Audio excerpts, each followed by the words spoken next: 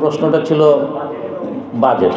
বাজেটটা হলো আমাদের টোটাল ৪২ লাখ টাকা বাজেট হয়েছে। সেখান থেকে আমরা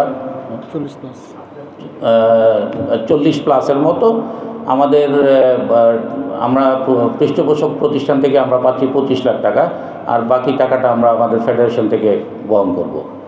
আর আর্থিক বিষয়টা হলো যে আমরা যারা গোল্ড পাবে প্রত্যেকের জন্য ২,০০০ টাকা রাখা আছে, সিলভারের জন্য ১,০০০ এবং ব্রোঞ্জের জন্য ৫০০ করে রাখা হয়েছে। পাশাপাশি আমাদের মেডেলটাও যাচ্ছে। Gold's Gym across 30 plus countries with over 700 plus locations worldwide. Train anywhere, belong everywhere. আমাদের বিগত কয়েক বছর যাবৎ মেয়ে সাঁতারুর বেশ দশ নেমেছে। আমরা চেষ্টা করতেছি এই ট্যালেন্ট হান্ট, আমাদের একটা ট্যালেন্ট হান্ট কার্যক্রম কিন্তু এখন চলমান আছে।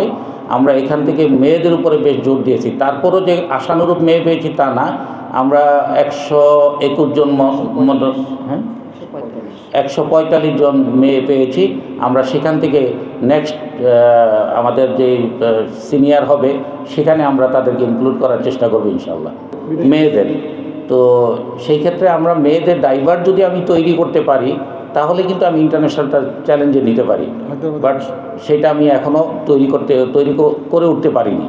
কারণ আমরা তো আসলামই খুব কম সময়ে।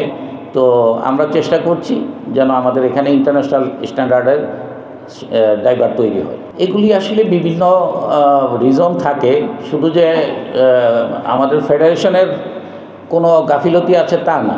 আমরা দেখা যায় যে এই সাঁতারুদের ভবিষ্যৎটা কী, আমি যদি একটা সাঁতারুর ভবিষ্যৎ দিতে না পারি তাহলে সে কেন সাঁতারে থাকবে বা অন্য ডিসিপ্লিনে কেন সে থাকবে।